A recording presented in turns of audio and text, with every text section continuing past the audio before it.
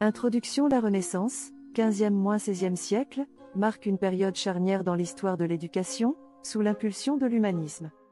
Cette époque, caractérisée par un renouveau des arts, des sciences et des idées, repense les finalités éducatives en valorisant la quête de l'homme accompli, capable de réflexion critique et d'épanouissement intellectuel. Plusieurs facteurs, tels que l'imprimerie, les écoles humanistes et des réformes éducatives novatrices, transforment profondément les pratiques et les objectifs pédagogiques. Nous explorons ici 8 aspects majeurs de l'éducation à la Renaissance. Problématique. Dans quelle mesure l'éducation à la Renaissance, portée par l'humanisme, les avancées techniques et scientifiques, a-t-elle contribué à transformer les pratiques éducatives et à redéfinir l'accès au savoir tout en demeurant marqué par des inégalités sociales et culturelles? Objectif. Analyser les transformations éducatives de la Renaissance en montrant comment elles ont élargi l'accès au savoir et influencé les pratiques pédagogiques, tout en soulignant les limites sociales et culturelles de cette évolution. 1. L'humanisme et la quête de l'homme accompli. L'humanisme, mouvement intellectuel central de la Renaissance, prône une éducation centrée sur l'épanouissement de l'individu. Les humanistes, comme Erasme, Pic de la Mirandole et Thomas More, défendent une vision de l'éducation qui allie l'étude des classiques gréco-romains à des valeurs morales et civiques. Cette quête vise à former des individus équilibrés, capables de penser librement et de contribuer au bien commun. Citation. On ne naît pas homme, on le devient. Erasme, l'éducation consiste à donner à l'âme et au corps toute la perfection dont ils sont susceptibles. Montaigne. 2. L'impact de l'imprimerie sur l'éducation. L'invention de l'imprimerie par Gutenberg, vers 1450, révolutionne l'éducation. La diffusion rapide et massive des textes, auparavant réservée à une élite cléricale, permet une démocratisation progressive du savoir.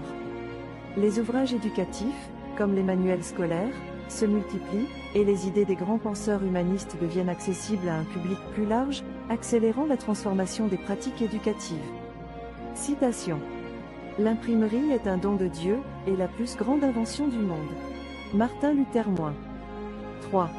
Les écoles de la Renaissance, un accès transformé au savoir. Les écoles humanistes, comme celle fondée par Vittorino da Feltre en Italie ou Jean Sturm à Strasbourg, réorganisent l'éducation autour des studia humanitati, grammaire, rhétorique, histoire, poésie et philosophie morale.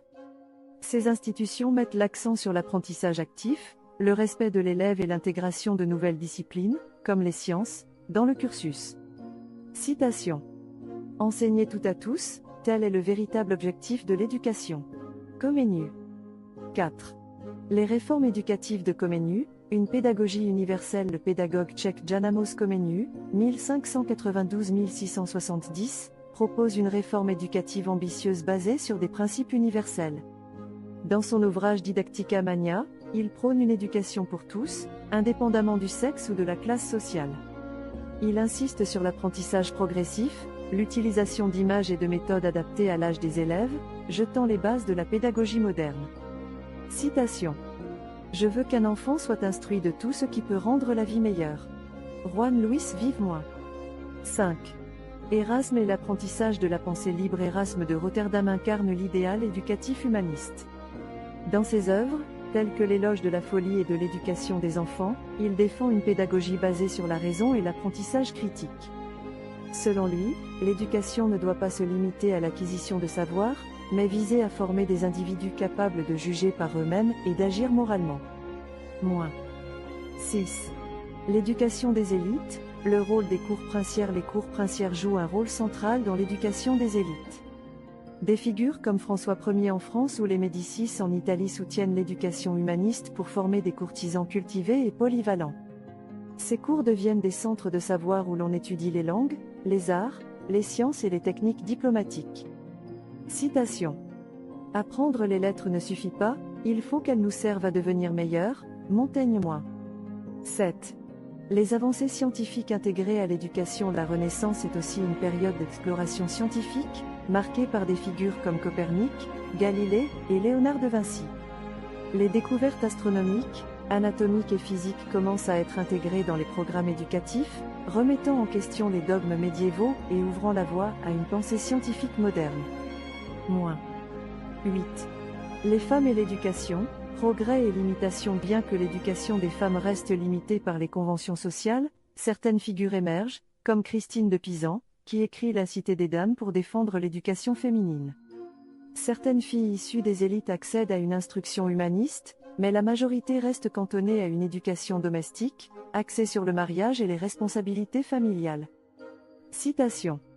Si les femmes avaient les mêmes occasions d'apprendre que les hommes, elles ne leur seraient pas inférieures. Christine de Pisan. Conclusion. L'éducation à la Renaissance marque une rupture avec les pratiques médiévales. Sous l'influence de l'humanisme, elle vise à former des esprits critiques et éclairés, tout en bénéficiant des progrès techniques comme l'imprimerie. Si l'accès au savoir reste inégal selon le sexe et la classe sociale, cette période jette les bases des réformes éducatives futures, incarnées par des figures comme Comenius et Erasme. La Renaissance, en redéfinissant les finalités éducatives, façonne durablement notre rapport au savoir et à l'apprentissage.